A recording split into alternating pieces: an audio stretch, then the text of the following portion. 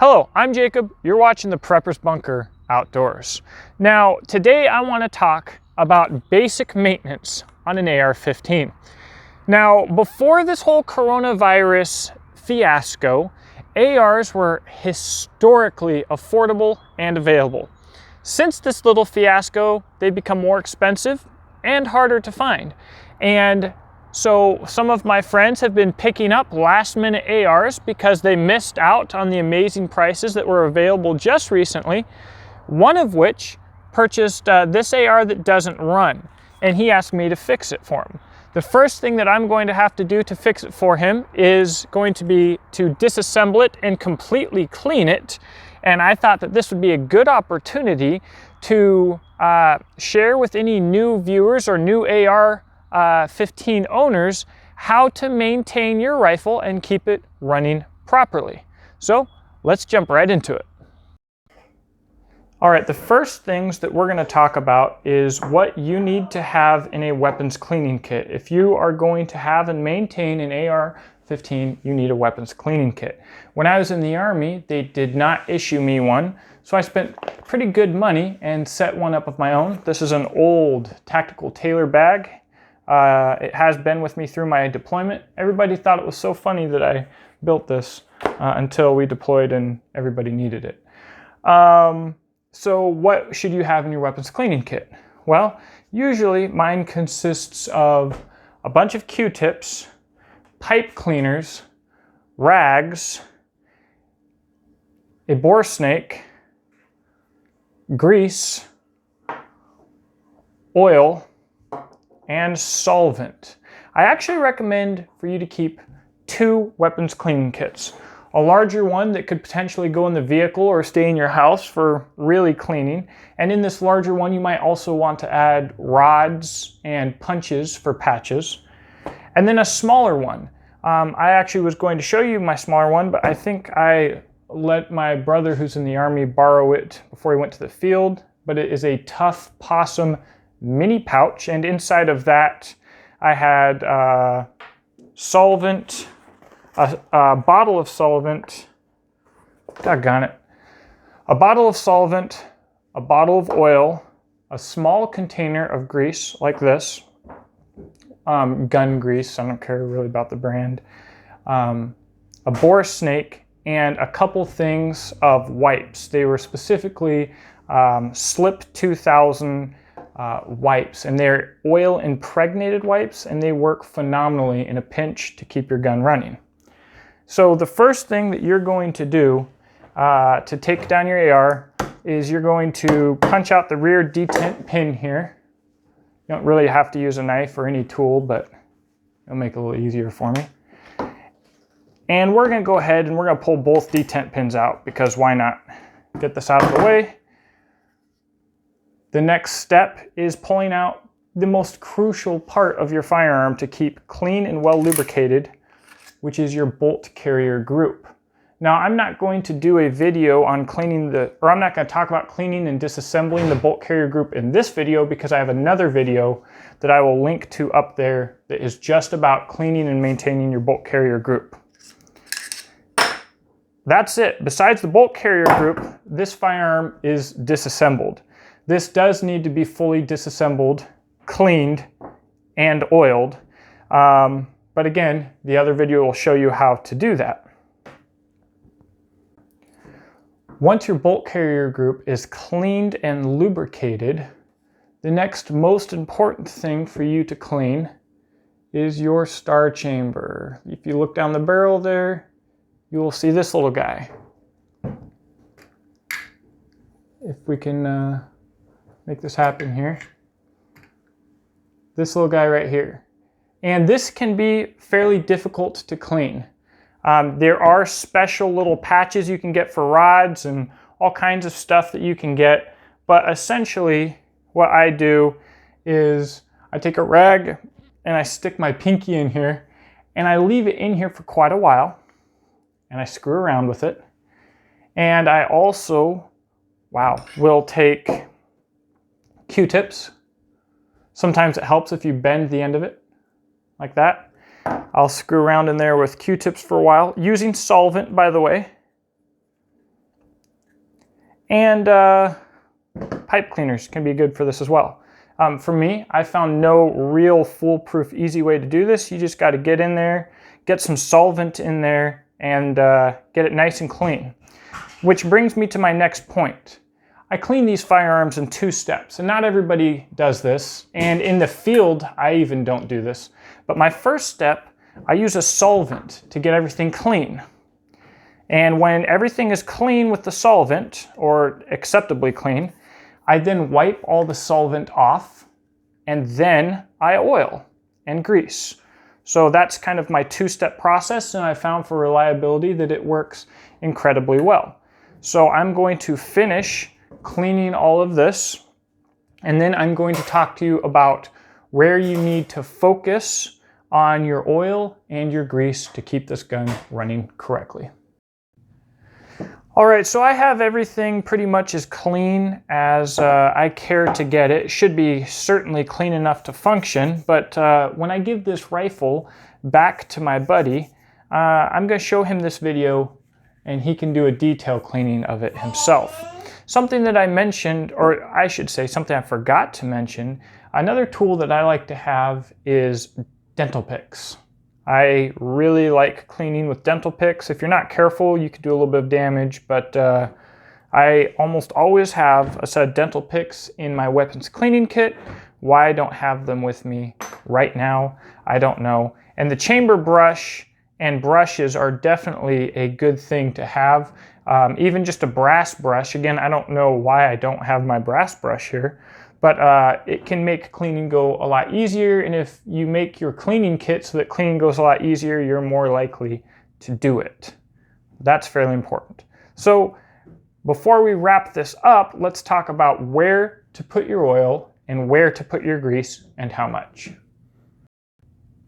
Now, I will often hear people say, as your rifle becomes less reliable or begins jamming more, to just continue to put more oil on it. And there is a place for you to add additional oil when you are starting to have malfunctions that does work. However, this is usually advice from pogues with no combat experience and almost no rounds through their gun, and any and every infantryman has experienced one of these pogues as a private pouring oil in a spray bottle, CLP, into their gun and just making a big old carbon soup on the inside that jams the whole thing up.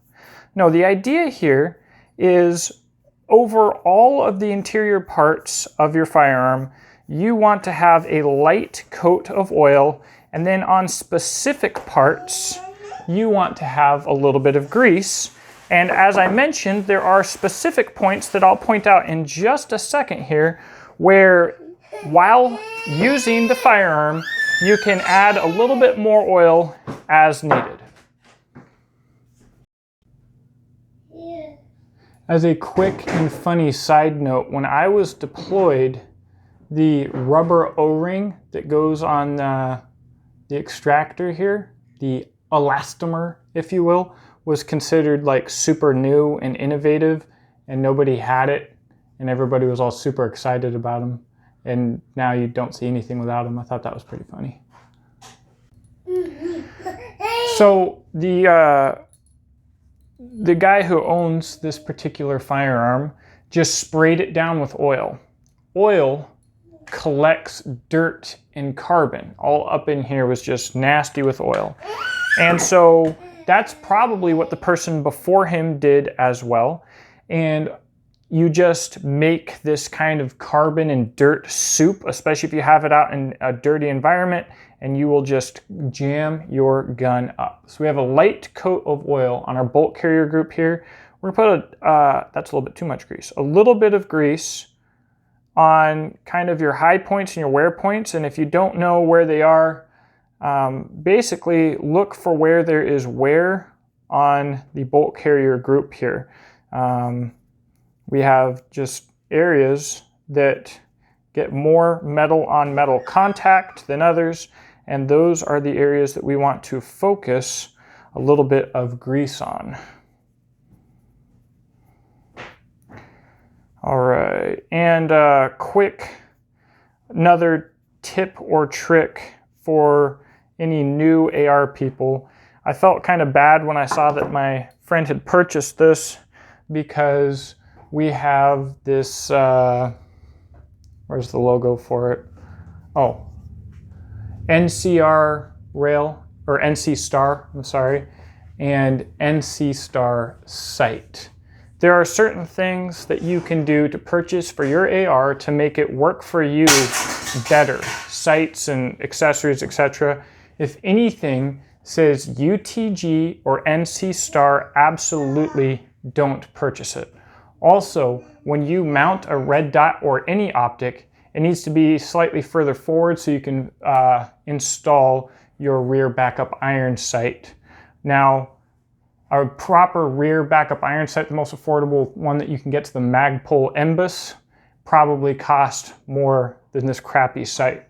Also, these railed front sight blocks, especially if they're just marred or chewed to piss, these are generally a bad sign. Get yourself either a solid front sight post or a free float rail. These are usually an indicator of a cheap rifle with some extreme fuddery going on.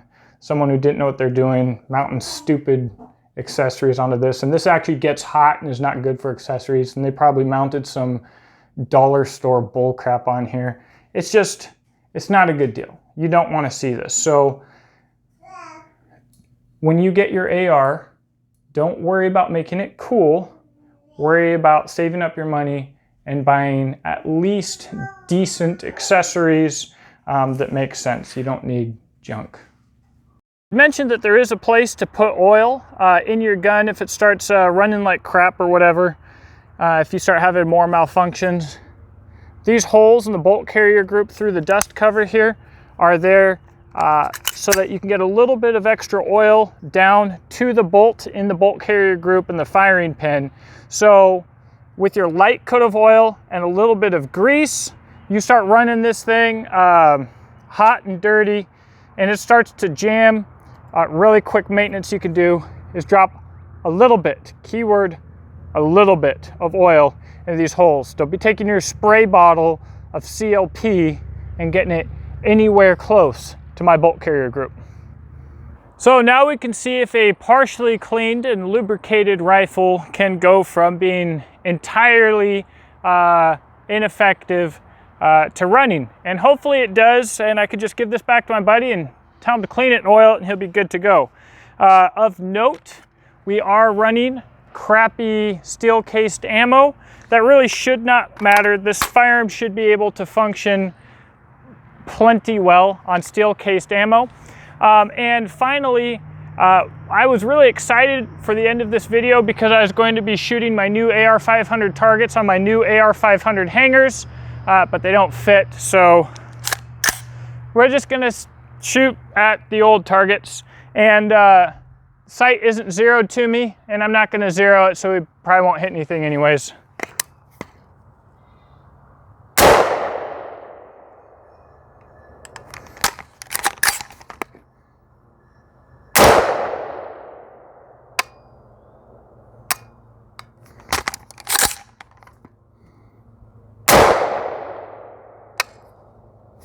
We're getting reset.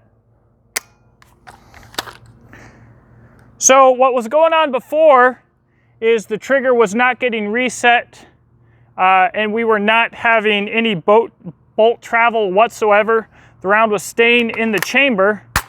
I'm afraid that this garbage gas block is probably not installed correctly, or when someone mounted bull crap on it, it got twisted somehow, so the gas port might not be lining up with the gas block. So the cheap garbage AR does in fact have some issues, and it's going to take more than a cleaning to fix it. And this sight is like way off. Holy cow. I'm surprised the trigger's resetting now though, so it's better. We'll figure it out. Thanks for watching. I hope that you can get your AR running better than this. Remember, keep it clean. This thing was absolutely disgusting keep your rifle clean, keep it lubricated after every time you go to the range, so that if you ever need to use your rifle, which I hope that you don't, it will run properly. If you enjoyed this video, consider subscribing, give me a thumbs up or a thumbs down, let me know what you think in the comment section below, and please check out my website, beachandtactical.com. The link is in the description box below, as well as my affiliate links to Palmetto State Armory, as well as Optics Planet, where between the two you can get basically anything a man's heart could desire. They're like Amazon for men.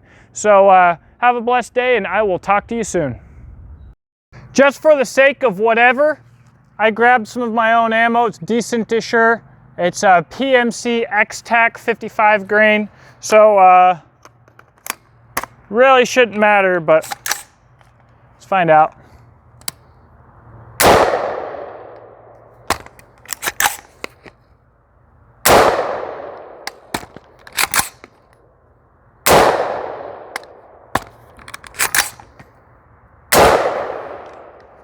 Just wasting ammo.